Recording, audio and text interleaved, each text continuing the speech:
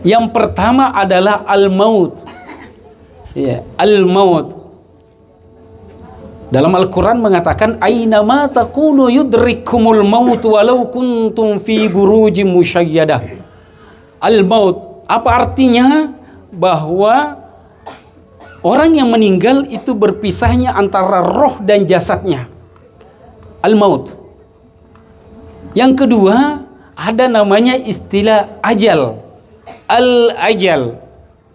Fa idza jaa ajaluhum la yastakhiruna sa'atan wa la yastaqdimun. Apa artinya ajal jamaah sekalian? Ajal artinya batas akhir kehidupan seseorang. Tidak bisa dimundurkan, tidak bisa dimajukan. Kalau hari itu jam segitu, hari itu bulan itu sekian, itulah tanggal kematiannya. Itu namanya al-ajal. Yang ketiga adalah ada istilah yang mengatakan al-wafat. Biasa kita kalau ke kuburan ada tulisannya biasa al-wafat fulan bin fulan, fulana binti fulana. Betul Bu? Ya.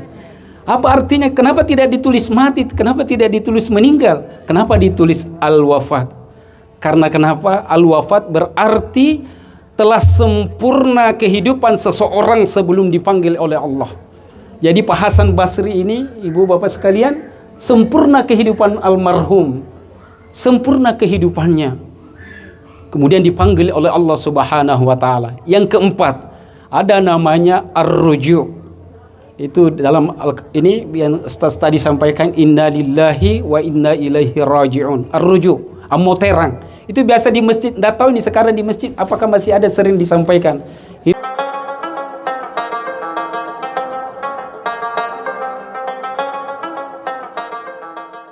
Bismillahirrahmanirrahim. Assalamualaikum warahmatullahi wabarakatuh.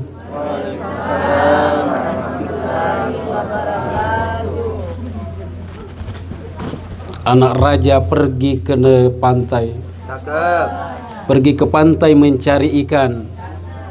Dari sambutan salam Ustadz belum kedengaran karena belum makan malam.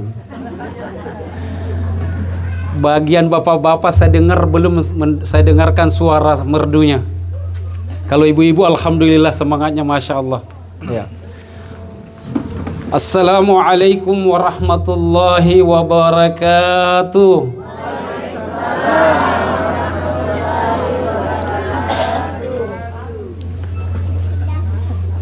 Alhamdulillah.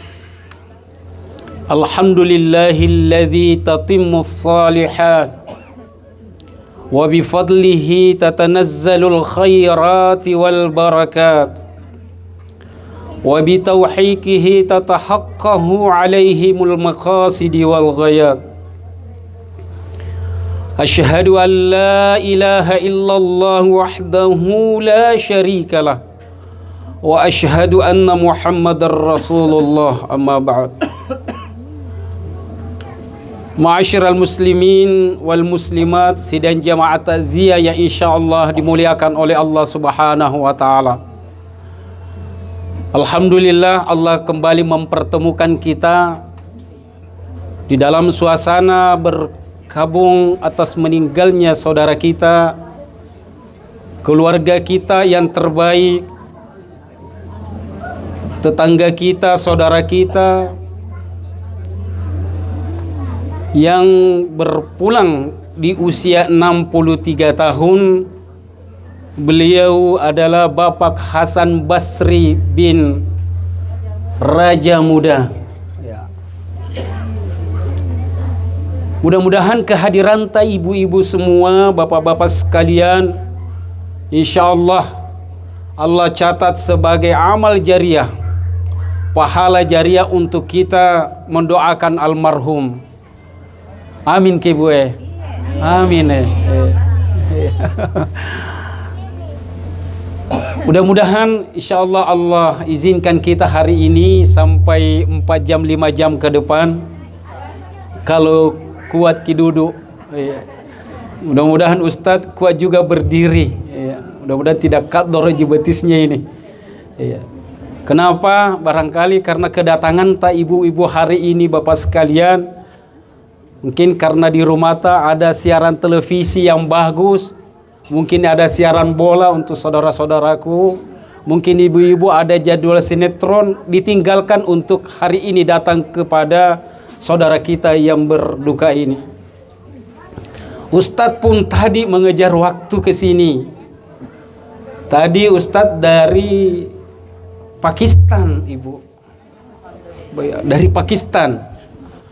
Palangga kiri sedikit taeng, Ibu. Belok masuk arah kanan, naik perahu kecil. Naik kapal pesiar, Ibu tadi. Bunyinya tok tok tok tok tok tok. Bayar 2.000 perak. Alhamdulillah tembus masuk di Turki. Apa itu Turki? Menuruki. Ya. Sebelumnya kita lewati Malaysia tadi, Malengkeri dan sekitarnya. Allahu Akbar. Masuk Turki, menuruki Tamalate.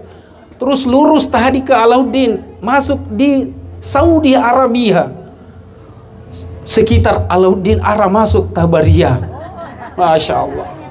Alhamdulillah ke belakangnya lagi masuk di Belanda, belakangnya Dangko. Lurus kemari, alhamdulillah ada di hadapan tas sekarang berdiri di tengah-tengah kita. Jadi alhamdulillah kehadiran ta insyaallah Allah catat sebagai amal ibadah, dan insyaallah malam ini malam keberapa, Pak? Oh, malam pertama ya. Ya.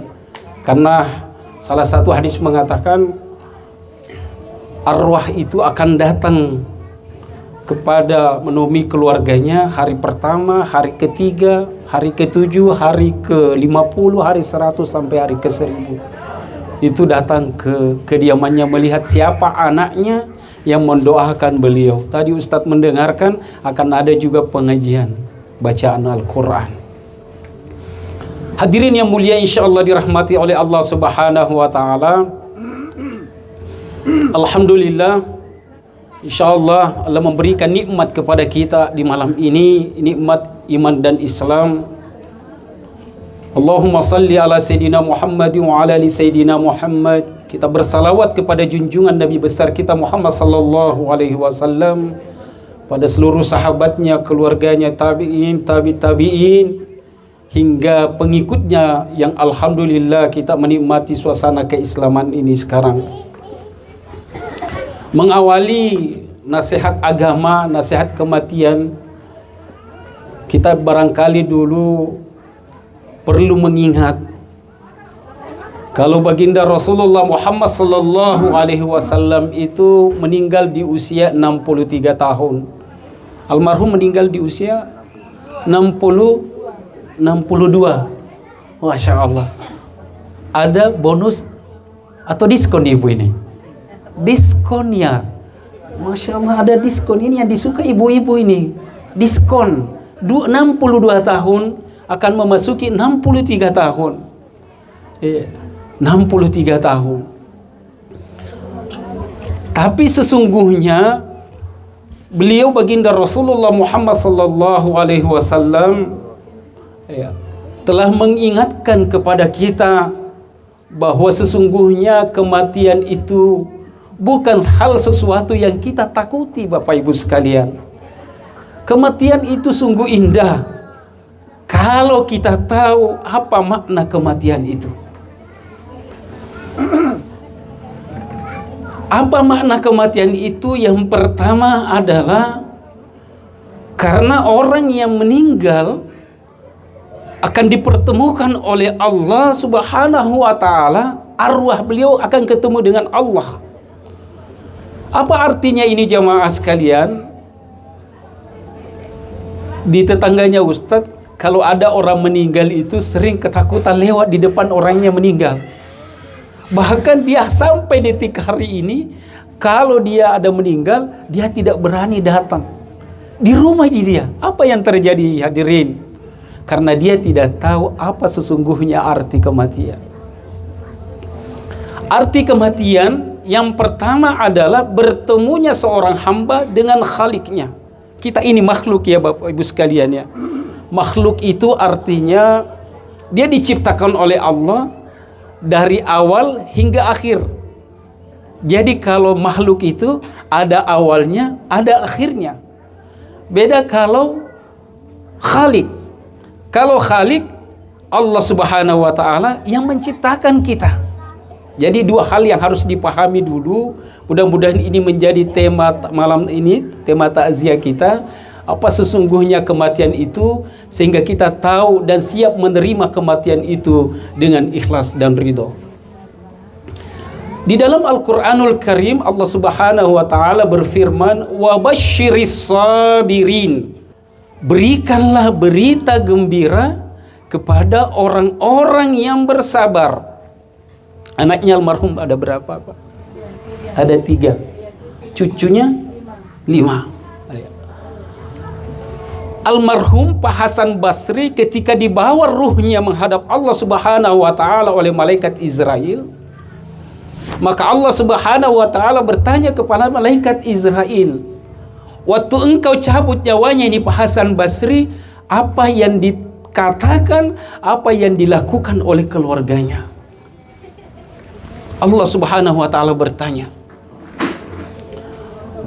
Maka jawabannya malaikat Israel adalah, waktu saya mencabut nyawanya ini Pak Hasan Basri, semua keluarganya berkumpul, anak, istrinya, cucunya, bahkan ada di tengah-tengah beliau, mengucapkan inna lillahi wa inna ilaihi raji'un. Lalu malaikat Israel melanjutkan, tapi sesungguhnya ya Rabb, ada saudaranya yang mengucapkan kalimat alhamdulillah. Apa itu? Waktu meninggal saudaranya, orang tuanya mengucapkan alhamdulillahi rabbil alamin, inna lillahi wa inna ilaihi raji'un.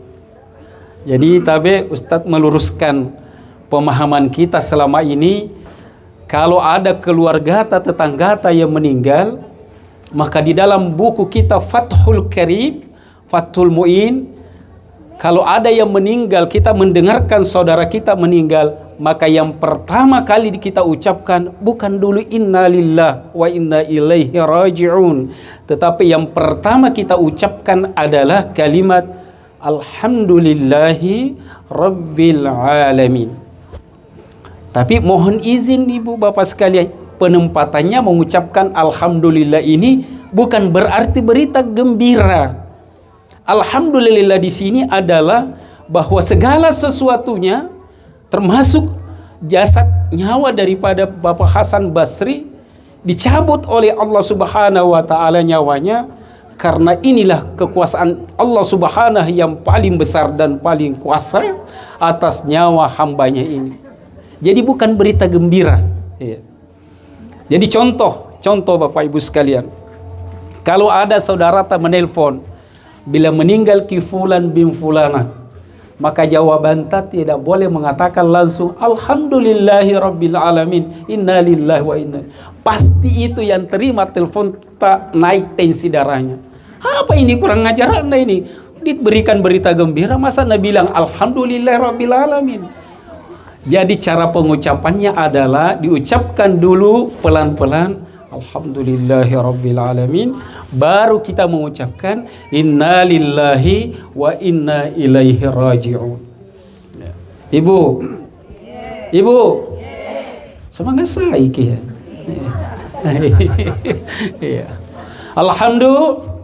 Alhamdulillah.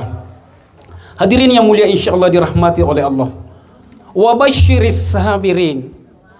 Waktu dicabut nyawanya Pak Hasan Basri, keluarganya mengucapkan inna lillahi wa inna ilaihi raji'un.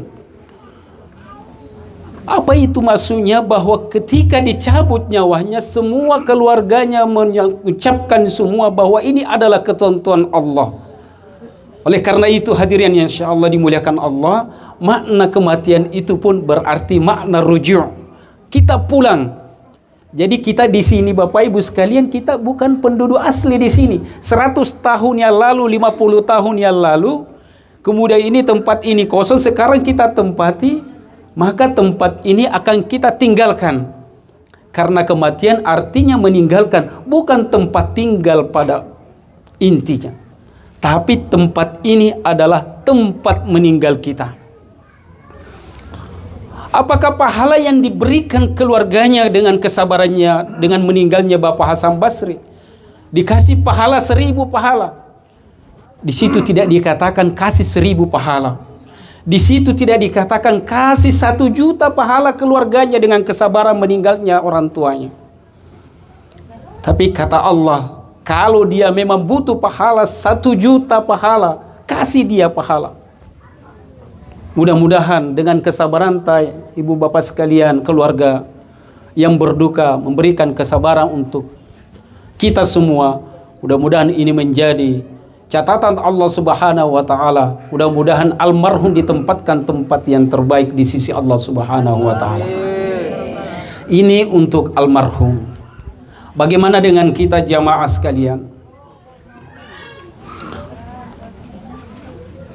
Yang pertama, kita datang ke sini untuk takziah, menghibur keluarga yang berduka. Kebalikan dari takziah itu adalah tahniah. Misalnya ada tetangga yang naik jabatan, ada beli kendaraan, kita datang bersuka cita, itu tahniah namanya. Tapi kalau datang orang berduka seperti ini namanya takziah. Azza yu'azzi mu'azzatan. Kita berbagi duka, kita menghibur keluarga kita, saudara kita ini. Ini kita pahami pertama, bahwa kita datang bertakziah, menghibur keluarga yang berduka. Kemudian yang kedua, di dalamnya juga ada silaturahmi. Mungkin kalau kita barangkali 2-3 bulan, 1 tahun belum ketemu keluarga ini, dengan adanya acara seperti ini, insya Allah kita kembali merajut silaturahmi itu. Hadirin yang mulia, insya Allah dirahmati oleh Allah Subhanahu wa ta'ala. Bu? Ibu? Ya, alhamdulillah, terima kasih semangat tak. Ya, dia bilang kakak Rafli tadi buah nangka, buah semangka. Semangat saiki kodong katanya. Saya bilang iya, semangat ini. Mau hujan kakak Rafli. Jadi Allah Subhanahu wa ta'ala telah menggariskan di dalam Al-Quran, di dalam surah Al-Kahfi ayat terakhir. Barangkali ibu-ibu kalau malam Jumat sering membaca ini. Faman kana yarju liqa'a rabbih faly'amal 'amalan salihah. Ya, suaranya Ustadz lebih merdu daripada Ustadz yang karit tadi ya. Ini Ustadz ini saya todong tadi ibu, karena malam ini dia harus ke daerah. Saya bilang jangan dulu Ustadz, ada keluarga besar PKB berduka, boleh waktu ini kari kebanggaannya Kota Makassar. Alhamdulillah hadir ini. Hadirin yang mulia, insyaallah dirahmati oleh Allah Subhanahu wa ta'ala. Di dalam Al-Quranul Karim, kematian itu ada 4 istilah yang sama. Ustadz mengulang, di dalam Al-Quranul Karim ada 4 istilah yang sama tentang pengertian kematian. Yang pertama adalah al-maut. Ya, al-maut. Dalam Al-Quran mengatakan aynama takunu yudrikumul maut walau kuntum fi burujim musyayyadah. Al-maut, apa artinya? Bahwa orang yang meninggal itu berpisahnya antara roh dan jasadnya. Al-maut. Yang kedua, ada namanya istilah ajal. Al-ajal. Fa idza jaa ajaluhum la yastakhiruna sa'atan wa la yastaqdimun. Apa artinya ajal jamaah sekalian? Ajal artinya batas akhir kehidupan seseorang. Tidak bisa dimundurkan, tidak bisa dimajukan. Kalau hari itu jam segitu, hari itu bulan itu sekian, itulah tanggal kematiannya. Itu namanya al-ajal. Yang ketiga adalah ada istilah yang mengatakan al-wafat. Biasa kita kalau ke kuburan ada tulisannya biasa al-wafat fulan bin fulan, fulana binti fulana. Betul Bu? Ya. Apa artinya? Kenapa tidak ditulis mati? Kenapa tidak ditulis meninggal? Kenapa ditulis al-wafat? Karena kenapa? Al-wafat berarti telah sempurna kehidupan seseorang sebelum dipanggil oleh Allah. Jadi Pak Hasan Basri ini, ibu bapak sekalian, sempurna kehidupan almarhum, sempurna kehidupannya. Kemudian dipanggil oleh Allah Subhanahu wa taala. Yang keempat, ada namanya ar-ruju'. Itu dalam ini yang Ustaz tadi sampaikan, inna lillahi wa inna ilaihi raji'un. Ar-ruju', amoterang. Itu biasa di masjid. Tidak tahu ini sekarang di masjid apakah masih ada, sering disampaikan. Inna lillahi wa inna ilaihi raji'un. Amoterami mair pakamasyana pong Allah Subhanahu wa taala. Ar-ruju' telah berpulang. Ini 4 istilah ini ada di dalam Al-Quranul Karim, makna sama tetapi penulisannya yang berbeda. Hadirin yang mulia insyaallah dirahmati oleh Allah. Malaikat ketika mencabut nyawanya Nabi Ibrahim alaihissalam, protes kepada malaikat Israel. Nabi Ibrahim protes kepada malaikat Israel. Apa yang disampaikan oleh malaikat kepada Nabi Ibrahim? Ya Rasulullah, saya datang hari ini untuk mencabut nyawamu. Bagaimana pendapatmu? Maka Nabi Ibrahim mengatakan, kenapa tidak dijapri ka dulu? Kenapa tidak di WA ka dulu? Kalau hari ini kehidupanku berakhir ya malaikat Israel. Apa disampaikan oleh malaikat Israel? Karena perintahnya juga mendadak. Balak malak kau ya kapang Ibrahim. Bilang tidak. Kalau memang hari ini ajalku, kasih tahu dulu kenapa ini mendadak.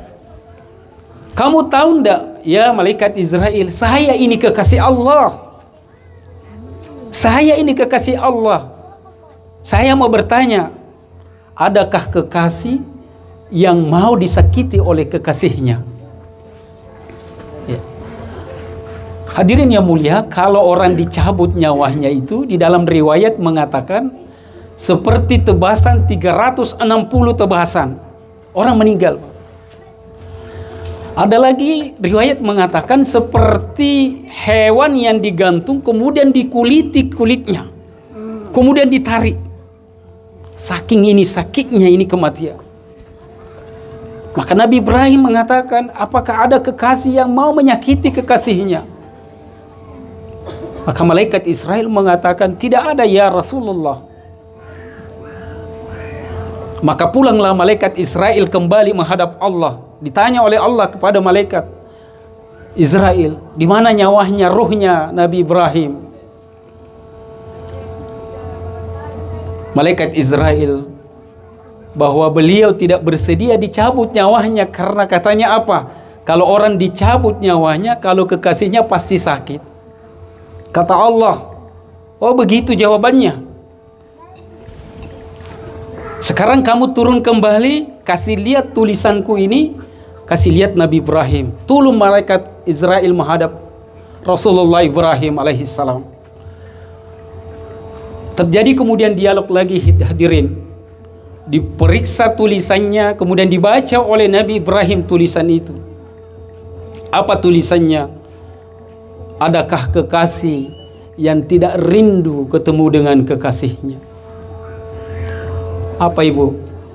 Mohon dibantu. Adakah kekasih yang tidak rindu ketemu dengan kekasihnya? Allah yang menulis, disampaikan kepada Nabi Ibrahim alaihissalam. Menangis terseduh-seduh Ibrahim membaca surat itu, tulisan itu. Apa yang disampaikan Nabi Ibrahim?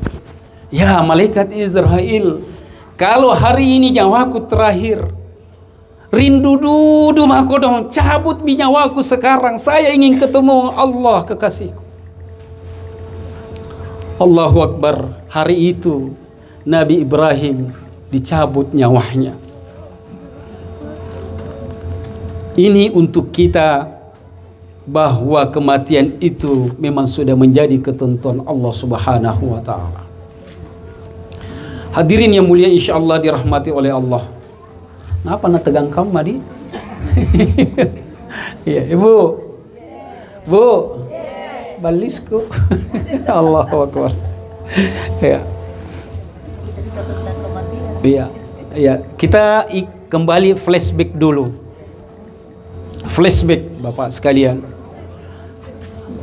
Sekarang ini kalau kita perhatikan anak-anak kita, untuk memiliki rasa cinta dan rindunya itu beda dengan bapak-bapak, ibu-ibu yang ada hari ini. Dulu kita cuma modal surat, atau paling ujung-ujungnya titip salam, rindu kita tersampaikan. Betul gak Ibu? Iya. Sekarang ini anak-anak kita kalau rindu itu pasti akan video call, telepon dan lain-lain. Sehingga rasa cinta dan rindunya itu terbatas, bahkan berkurang. Kalau kita dulu ini kalau rindu ke seseorang, ya, curhat ini ya, ambil ki kertas yang berwarna-warni. Ya, masih ingat gak Bapak Ibu sekalian? Ambil ki surat, bahkan sebelum menulis surat, itu kita biasa berudu dulu. Betul enggak? Kita berudu, ambil kertas berwarna-warni. Kalau tidak ada parfum, kita kasih bedak. Dihalus-halusin itu kertas itu. Sampai wangi. Sampai wangi. Ya. Baru kita menulis surat. Ini rasa jatuh cintanya ini ya. Ya. Apa kita tulis? Adindaku di pembaringan. Masya Allah. Pada saat saya menulis surat ini, di bawah bulan yang terang benderang, di atas bumi yang begitu indah, dan di bawah sinaran matahari yang temaram, saya rindu padamu. Mudah-mudahan kerinduanku ini juga terbalaskan olehmu dari kekasih hatimu, Nasrullah Mus. Baru ditulis di bawahnya itu muah. Ya. Betul gak Ibu di? Cerita begini toh, ada toh bapak-bapak biasa kirim surat itu kan? Dikirim. Iya ada. Ya. Berarti ini pelakunya ada di sini. Iya. Bahkan Ibu, mohon maaf. Kalau kita pulang sekolah atau dari mana kegiatan kita lihat rumahnya ini yang kita suka ini, itu sudah berbunga-bunga hati kita. Tidak dilihat itu, baru dilihat rumahnya. Betul gak Bu? Iya. Domba-domba kalau dilihat rumahnya. Domba-domba apa? Domba-domba galetere. Allahu Akbar. Baru dilihat rumahnya. Sampai itu kita bilang alhamdulillah. Pas lewat di samping rumahnya ada orang mandi. Yang mandi ternyata datoknya di situ. Dia kira ini temanku kapan ini yang kusuka. Ternyata datoknya yang mandi.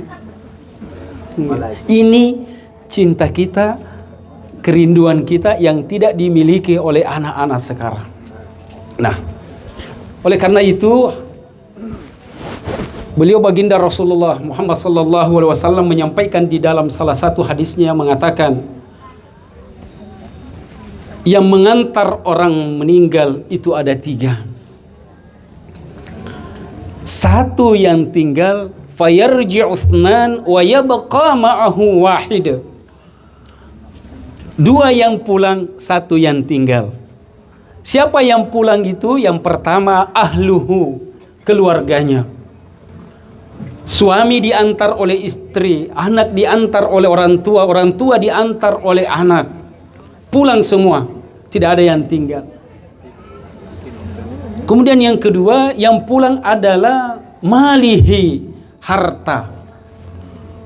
Waktu diantar ini Pak Hasan Basri, bagian depannya pasti ada bendera putih, di belakangnya ada iringan kendaraan. Ada Thunder, ada Expander, ya, ada Pajero dan lain-lain. Itu sampai di pekuburan saja. Habis itu pulang. Wa yabqa ma'ahu wahid. Yang tinggal hadirin cuma 1, a'malihi, yaitu amal ibadahnya. Oleh karena itu baginda Rasulullah melanjutkan, idza mata ibnu adam inqata amaluhu min 3. Ketika seorang hamba meninggal, maka putuslah segala sesuatunya kecuali ada 3 hal. Yang pertama, waladun salih, sadaqatin jariyah, au ilmu yuntafa'u bih. Sadaqatun jariyah, sadaqah. Iya, sadaqatun jariyah. Apa makna sedekah di sini hadirin yang insyaallah dimuliakan Allah? Sedekah yang paling murah dan gratis itu adalah senyum. Senyum Bapak Ibu sekalian. Kalau kita ketemu saudara senyum ki. Jangan apa Bu? Gamusu ya. Jangankan itu, kita mengucapkan salam pun barangkali sering kita berat mengucapkan salam itu.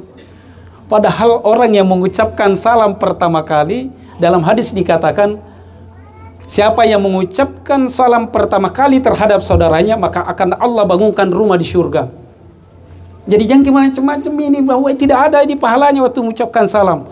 Pahala salam pertama, kita doakan salam keselamatan untuk saudara. Wa barakatuh, keberkahan daliknya, rezekinya dan lain-lain. Wa rahmah, juga ada rahmah. 3 ini pahala yang didapatkan orang mengucapkan salam. Jadi sedekah yang terbaik, yang gratis dan murah meriah adalah senyum. Kita latihan senyum barangkali boleh Ibu? Boleh? Nah, sekarang bibir tapi mulut Bapak ndak usah, lihat saja ya. Pertama tarik 1,5 senti saja, senyum ke kanan. Ke kanan ya. Baru ke kiri juga 0,5 senti. Ya. Ini kasih mengkerut ke jidat tadi sini. Ya, kasih mengkerut ke. Ya, pelan-pelan ke Bu, nanti piuk. Ya. Itu senyum. Beda kalau dilihat beda wajahnya kalau ada orang senyum tapi tidak berkerut ke di sini. Ya. Kenapa jamaah sekalian, wanita kebanyakan, ini hasil survei yang dilakukan oleh yang baru-baru ini Ustadz Pak Dr. Jasman, Saad Jasman ya. Mohon izin Ibu dikelirkan, dibetulkan. Jusman Jasad. Masya Allah ya, yang baru-baru meninggal. Hasil surveinya, karena beliau doktor di UIN, mengatakan kenapa banyak laki-laki yang lebih banyak duluan meninggal daripada istrinya. Yang pertama karena istri itu sering menangis. Ternyata air mata ini yang sering keluar itu membuat kita awet muda ibu-ibu. Jadi kalau ada kita mau menangis, jangan ditahan menangis makin. Kemudian kedua, senyum. Jadi kalau ketemu ki Ustadz, suatu saat ketemu di luar, senyum maki saja. Oh pasti saya ketemu, pasti jamaah ini. Jadi senyum itu membuat awet muda. Gratis ibu. Apalagi sedekah yang terbaik. Kalau kita ke masjid, ya. Kalau kita ke masjid, maka di masjid itu banyak fasilitas yang membutuhkan sumbangan sedekah bapak-bapak ibu sekalian. Apa contohnya? Ini. Apa ini bapak sekalian? Mic.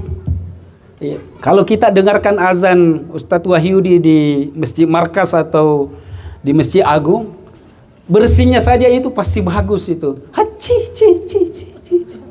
Karena mic-nya bagus. Karena mic-nya bagus. Coba. Ini alhamdulillah mic-nya dibuka lagi, diputar-putar ini. Yang disorong-sorong sekarang ini. Mic-nya bagus.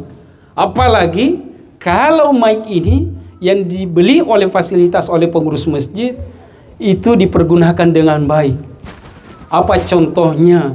Kalau ada pengumuman di masjid, ada pengajian majelis ta'lim, dipakai mic ini, sumbangan insya Allah menjadi amal jariah.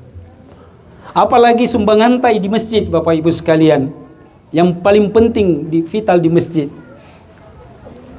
imam masjid bagus tongki itu. Kalau imam masjid kalau masuk di masjid, bacaannya juga bagus. Makanya ada beberapa masjid itu kalau cari imam biasanya dites bacaan Al-Qur'annya, ditanya berapa hafalan berapa juz mina hafalan pasti ditanya. Di kampung-kampung kita ini, Ustadz dari Sinjai, dari kaki Gunung Bawah Karaing, daerah Tasoso namanya, daerah masih tertinggal dalam hal fasilitas masjid itu, pernah Ustadz masuk di dalam masjid itu. Imamnya bacaannya kalau bukan kulhu, bacaannya wattini. Kalau bukan kulhu, kulullahu ahad, wattini. Itu yang dibaca. Ustadz selama itu ada 4 hari di Sinjai. Ustadz kaget, kenapa nih bacaannya Pak Imam ini terus? Ternyata hafalannya memang itu. Akhirnya di sore hari waktu pelaksanaan sholat maghrib ada anak muda. Nah lihat ini Pak Imam mau masuk lagi menjadi imam. Berteriak ini anak muda. Apa dibilang? Wattini miseng. Karena bacaannya setiap maghrib, isya, kalau bukan trikul, ya wattini. Wattini miseng. Apa nak bilang Pak Imam? Belum tentu. Wah, karena diledekin begitu, akhirnya Pak Imam ambil bacaan surah yang panjang. Ambil surah Al-Baqarah juz 1 sama juz 4. Ada ayat itu yang ayatnya sama tapi akhirnya beda. Ya. Inna fi khalqis samawati wal ardi wa ikhtilafil laili wan nahar. Kalau tidak salah sambungannya wal fulki, yang satu lagi ayatnya tadi la ayah. Beleng-beleng Pak Imam, yang mana mau ku baca ini? Akhirnya dah baca waladdallin. Bismillahirrahmanirrahim. Inna fi khalqis samawati wal ardi wa ikhtilafil laili wan nahar. Berhenti Pak Imam kodok. Apa ini? Mau wal fulki atau la ayah? Berhenti Pak Imam. Lama ada 2-3 menit. Akhirnya jamaah di belakang akhirnya maju. Wattini mo.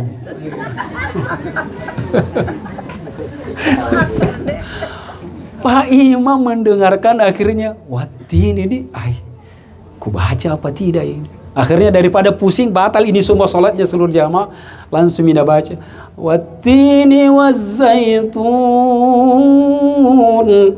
Langsung gitu anak muda ya dilur. Ku kana memanja wattini mo. Nah ini contoh sumbanganta infakta kalau masuk di masjid.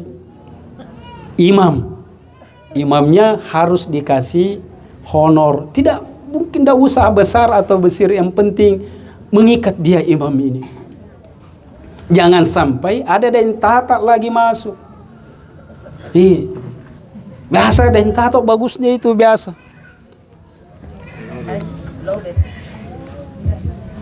Indah aja insyaallah. Ya. Bagus bacaannya, tiba-tiba kan biasa ini kita dengar ada imam rawatib, maghrib, isya, subuh. Ya. Ustadz kalau imam maghrib, isya, subuh ya pasti ya. Tapi kalau duhur atau asar itu biasanya orang tua. Ya, di masjid kita itu biasa dibagi sama pengurus masjid, ya. Baik. Allah. Halo.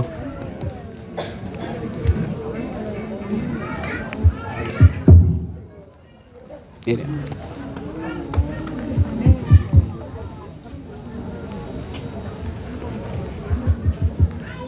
Ya. Nah, salah satu fasilitas yang paling disediakan oleh masjid itu boleh mic atau pengeras suara. Ya, karena kenapa? Kalau ada pengeras suara ini bacaannya juga kita bisa mendengarkan dengan baik. Kita pasti ikut bacaannya Pak Imam. Bahkan kalau kita tahu artinya, bahkan itu insya Allah menjadi bacaan ini insya Allah akan kita bisa hafal dengan bacaannya Pak Imam. Biasa di masjid juga itu mungkin kalau di daerah masih sering pakai yang namanya kipas angin. Ya, tapi di Makassar ini alhamdulillah rata-rata sudah pakai AC.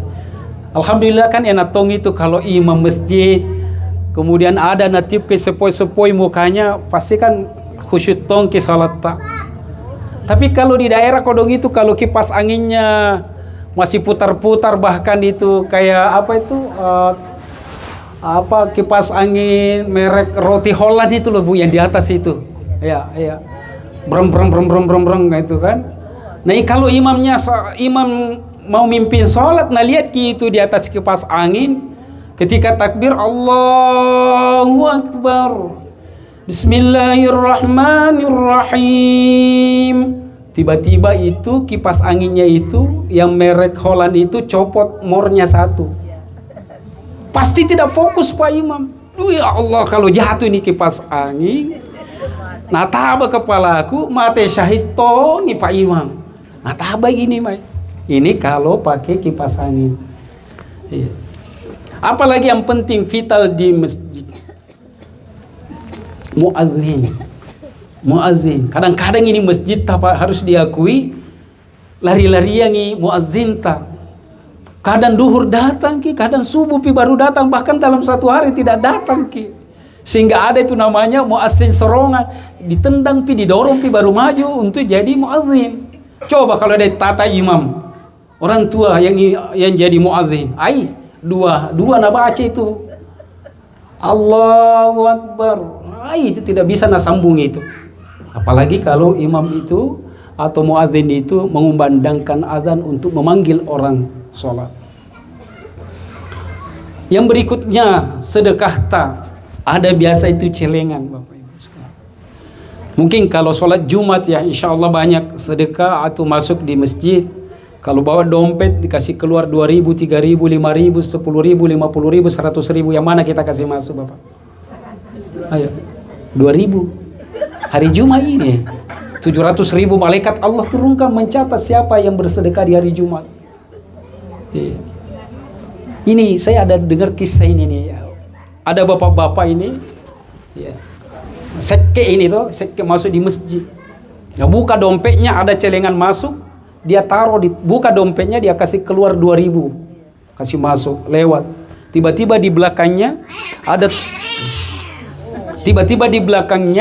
tepuk pundaknya, kasih ki uang 100.000. Kan tadi dompetnya sudah ditaruh. Nah bilang, anak muda menyumbang 100.000, saya 2.000 ji. Allahu Akbar. Akhirnya dikasih masuk itu 100.000 di kontak infak. Kemudian anak muda belakang tepuk-tepuk, Pak, itu yang 100.000 itu bukan uangku Pak, itu uangta. Labet nih, pergi itu celengan, keluar 100.000. Iya. Jadi kalau di masjid jangan lupa sedekah itu adalah hal yang Allah catat sebagai amalan yang tidak akan putusnya. Itu yang pertama, sedekah. Yang kedua, waladun soleh, anak yang soleh. Ya.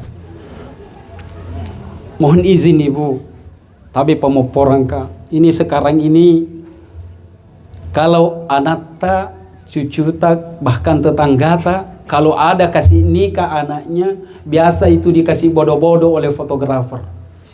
Betul enggak? Disuruh pelu ini anak ta, padahal apa? Belum ada akad nikah. Mau mencari Angel Nabila, mau mencari foto yang bagus. Disuruh pegangan tangan, disuruh berpelukan. Ini anak kita. Kemudian kedua, nama anak kita ini sekarang jarang kita bedakan. Ini nama orang Islam atau nama orang non-Islam.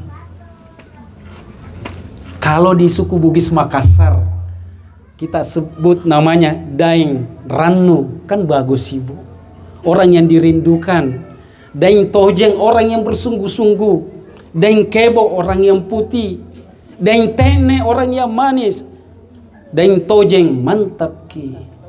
Tojeng, itu artinya ada. Luar biasa artinya. Dalam agama kita, kalau kita kasih nama anak kita, Abdurrahman, Abdurrahim, Muhammad Ghaffar. Muhammad juga jangan disingkat M. Ghaffar. Insan, Rafli. Apa itu M? Makan minum mungkin orang bisa artikan. Harus dikasih lengkap itu Muhammad. Kenapa? Nama Muhammad dari zaman Nabi Adam hingga detik hari ini satu jitu yang diberikan nama gelar Muhammad. Nabi Muhammad sallallahu alaihi wasallam. Jadi kalau dikasih ki nama ta Muhammad, jangan ki pernah singkat ki Mu atau M. Baru-baru ini ada juga tetangganya Ustadz, namanya Rara.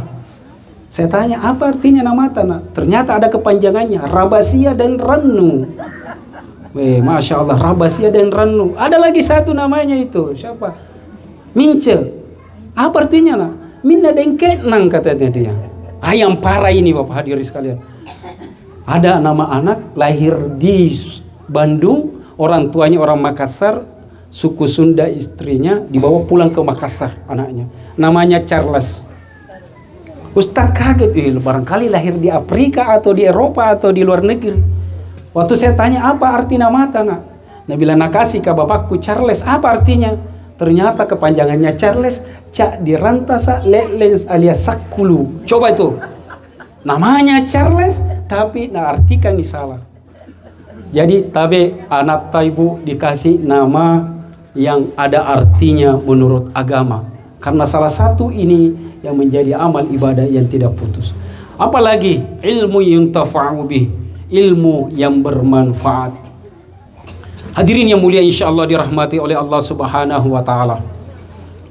Berapa jam lagi nih Bu ini? Kita ya. Masih ada ya? Masih ada. Kematian dari Bapak Hasan Basri pertama ketika berada di alam kubur, maka pertanyaan yang ditanyakan oleh malaikat Munkar dan Nakir bukan yang menjawab lidahnya, tetapi apa? Bacaan Al-Quranul Karim. Ketika ditanya marrabbuka, ma imamuka, ma dinuka, ma imamuka.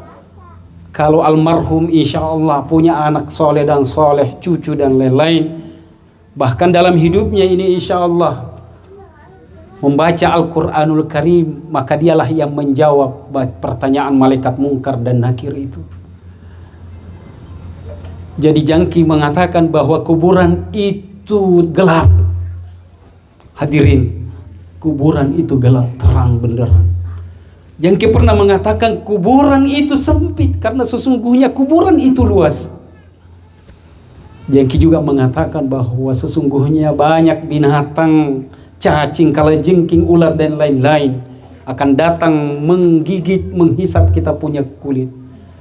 Tapi sesungguhnya semua itu tidak akan ada artinya kalau dengan bacaan Al-Quranul Karim. Apa maknanya jemaah sekalian? La aqulu alif lam mim harfun, walakin al alif harfun, al lam harfun, al mim harfun. Semuanya 30 huruf, maka 30 kebaikan pahala yang Allah berikan kita membaca Al-Quranul Karim. Baru alif lam mim, belum kita membaca Al-Fatihah 7 ayat.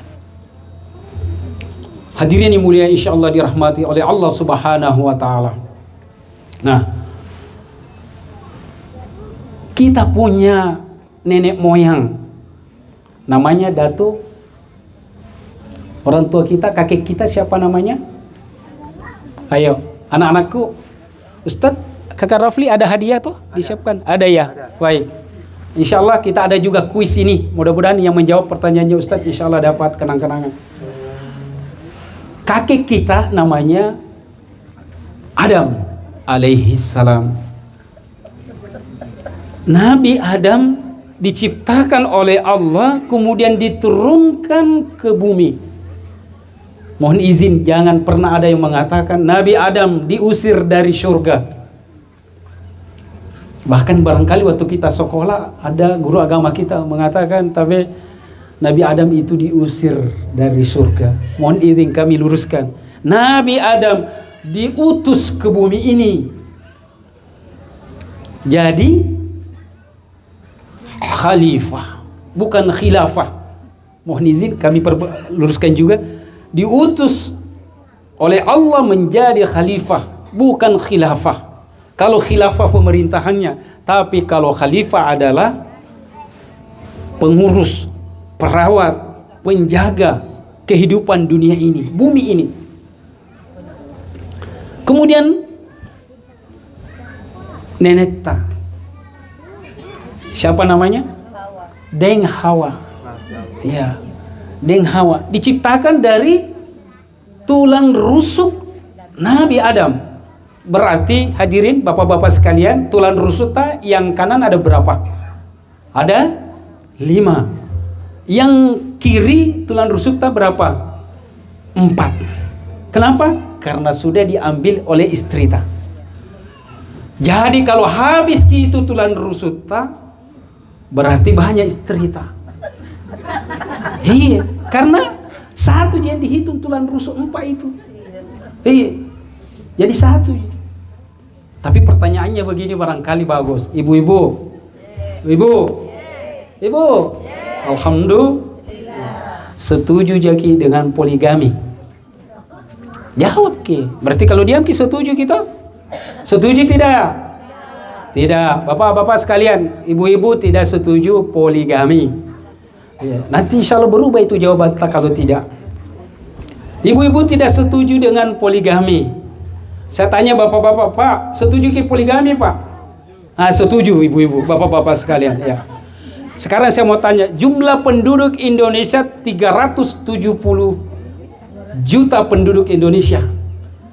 Dari informasi Kementerian Kependudukan, maka ada 27% penduduk Indonesia belum menikah. Berarti apa?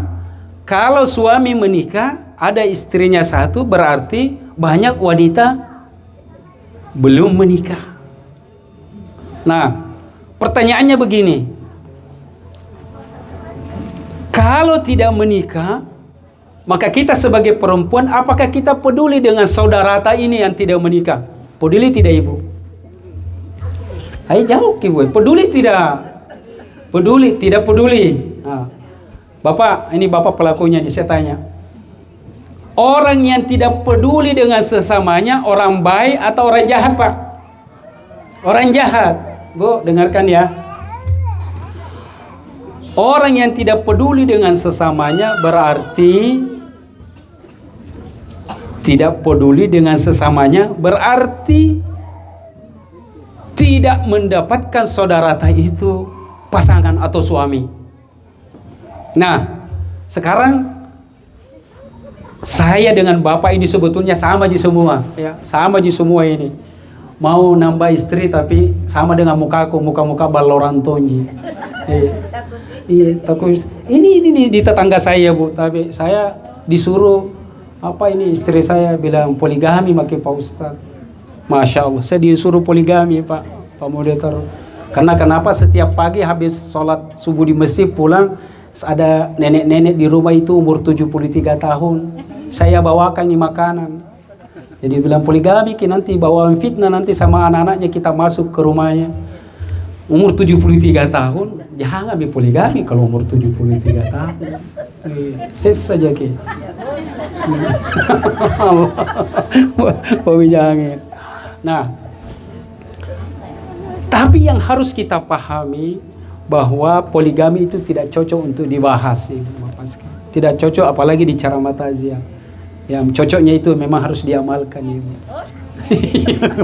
Kelihatan, enggak ibu ya, muka baloran ini ibu. Hadirin yang mulia insyaallah dirahmati oleh Allah Subhanahu wa taala. Nabi Muhammad sallallahu alaihi wasallam memiliki istrinya 11. Apa yang dilakukan oleh beliau, baginda Rasulullah? Ada 11 orientalis dokter dari Amerika datang ke Arab Saudi, kota Mekah, menyelidiki kenapa beliau baginda Rasulullah memiliki istri 11. Perkiraan mereka dokter ini ketika pertama kali datang ke Mekah mengatakan bahwa Nabi Muhammad itu adalah tukang nikah, tukang kawin. Kenapa istrinya banyak? Di akhir cerita episode ini, ke-11 dokter ini masuk Islam. Apa yang terjadi setelah hasil penelitian? Maka di situ ada kesimpulan tulisan mereka, jawabannya salah satu di antaranya adalah bahwa beliau memiliki kebiasaan sunnah. Sering kita mengatakan sunnah Rasul. Ya, sunnah Rasul. Mungkin kalau anak-anak muda kita kalau malam Jumat dia bilang sunnah Rasul yuk. Ya. Itu sebetulnya penghinaan. Sunnah Rasul anak-anak muda kita. Bahkan ada ini saya baru dengar ada latihannya sama pacarnya. Abi bertelepon Abi, pacarnya bilang Ummi. Saya tanya, belum kau menikah sudah panggil Abi? Bilang latihan kau Pak Ustaz. Ada lagi itu yang saya dengar, Ummi, Abi. Jadi bawa-bawa Islam begitu, Ummi. Bahkan kalau malam Jumat itu dia bilang sunnah Rasul yuk gitu. Nah, itu coba bayangkan anak-anak kita Bapak Ibu sekalian. Nah, sunnah Rasul bukan malam Jumat itu yang penceramah tadi Ustaz sampaikan, tapi barangkali amalannya kan kita bisa baca surah Al-Kahfi, surah Yasin, surah Maryam. Siapa yang membaca surah Al-Kahfi satu malam itu di hari malam Jumat dan hari Jumat itu, maka dosanya diampuni 7 hari sebelumnya dan 3 hari ke depannya. Berarti berapa hari? 10 hari dosa kita diampuni oleh Allah. Nah, suatu ketika datang seorang ibu-ibu umur 65 tahun datang menghadap ke beliau baginda Rasulullah. Kata beliau, "Ya Rasulullah, suamiku sudah meninggal. Saya tidak punya anak.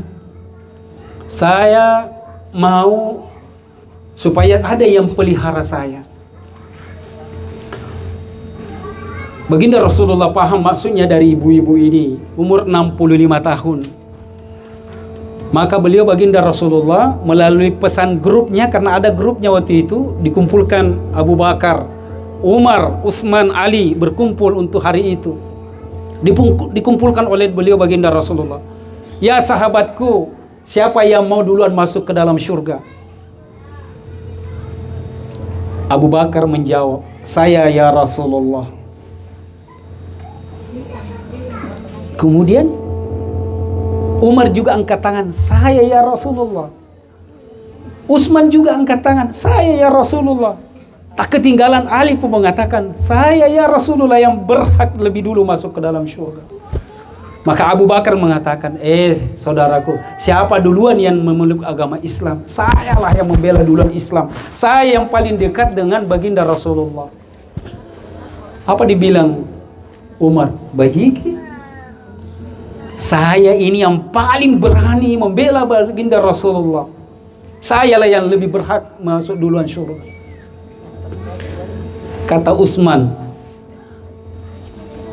"Jangan masuk surga duluan. Saya yang paling berhak." Kenapa?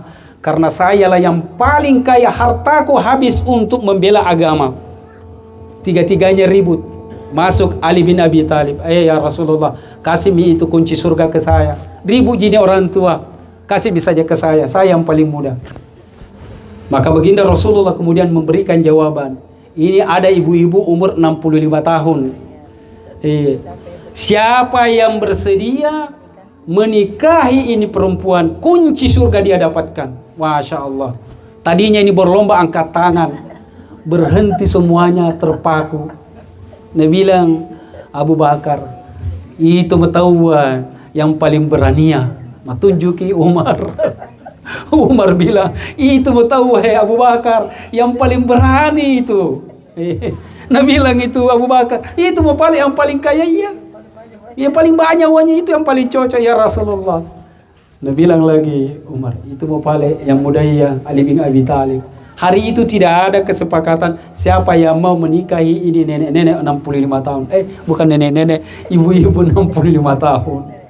Akhirnya apa? Baginda Rasulullah paham masalah ini, kemudian dia mengatakan, "Demi Allah, demi Rasulullah, hari ini ibu itu saya angkat menjadi ibu-ibu penggerak PKK Kota Makkah." Masya Allah, Nabi Muhammad.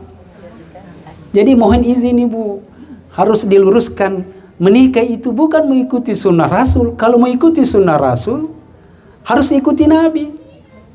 Bukan yang cantik, rambutnya panjang, bahenol, baru kita mau nikah lagi. Bukan begitu. Yang pertama, Siti Khadijah. Selama hidupnya hadirin, tidak pernah dimadu oleh baginda Rasulullah.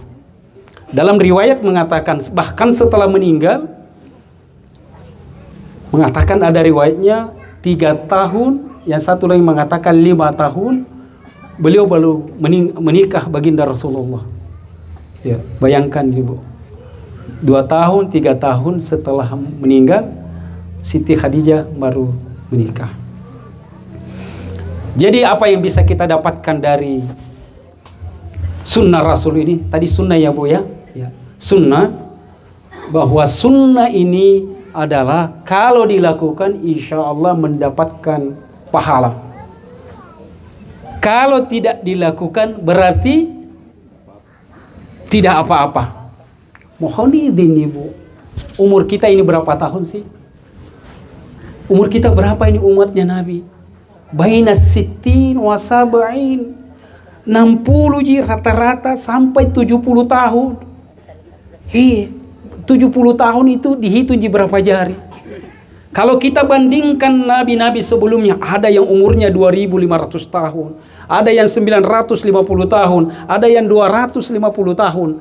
Berarti kalau dihitung amal ibadahnya, berarti mereka pahalanya banyak. Amal ibadahnya banyak, makanya dia akan dulu masuk surga.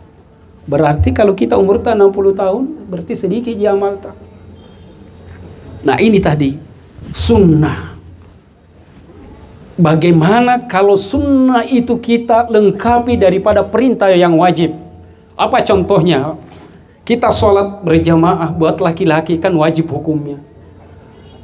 Dilengkapi dengan sunnah-sunnah. Ada sunnah ba'diyah, ada sunnah qabliyah. Apalagi kalau haji, kita lengkapi sunnah itu dengan apa? Umrah. Kalau zakat, kita lengkapi dengan sadaqatun jariyah. Kita lengkapi semua. Silaturahmi kita, puasa Senin Kamis kita. Kan itu kan semua sunnah. Dan ini akan menutupi kita punya kekurangan pahala kita dibandingkan nabi-nabi bahkan umat-umat sebelumnya. Hadirin yang mulia insyaallah dirahmati oleh Allah Subhanahu wa taala. Ini yang pertama tentang sunnah. Pemahaman kita tentang sunnah. Jadi kalau sunnah itu kita angkat derajatnya lagi mendekati kepada tataran hukum daripada wajib itu. Karena ada orang mengatakan, kayak saya contohnya ini, saya mau jenggot sebetulnya Pak, mohon izin mau ke jenggot. Saya sudah kasih ini apa obat, oleh apa itu macam minyak-minyak tapi tidak tumbuh. Nah saya mau sunnah tidak bisa, bagaimana mau tumbuh? Iya. Apalagi itu kalau sunnah, kalau kita keluar rumah misalnya disunnahkan menghadap kiblat kalau keluar rumah, jangan membelakangi kiblat kalau keluar, itu kan sunnah.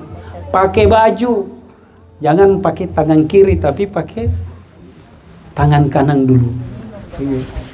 Minum itu juga duduk, iya duduk tangan kanan, ya insyaallah itu semua sunnah-sunnah. Hadirin yang mulia insyaallah dirahmati oleh Allah Subhanahu wa taala. Oleh karena itu inilah barangkali yang menjadi nasihat agama kita malam ini.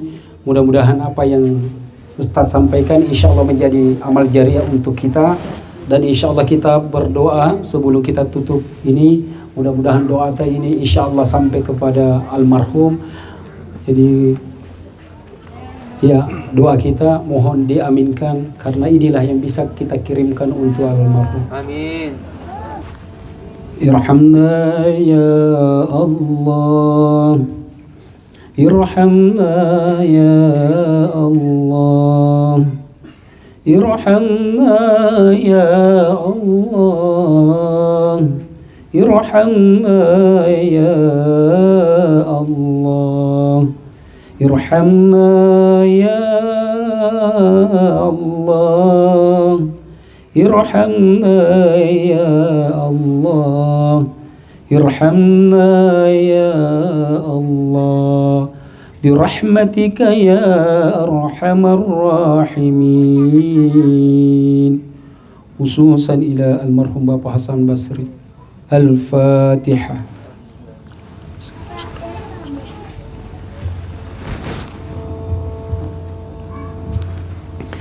Bismillahirrahmanirrahim. Alhamdulillahi rabbil alamin. Hamdan syakirin, hamdan na'imin, hamdan yuwafi ni'mahu wa yukafi'u mazida. Ya Rabbana lakal hamdu wa lakal syukru wa lakal mulku wa huwa ala kulli syai'in qadir. اللهم صل وسلم على سيدنا محمد وعلى آل سيدنا محمد.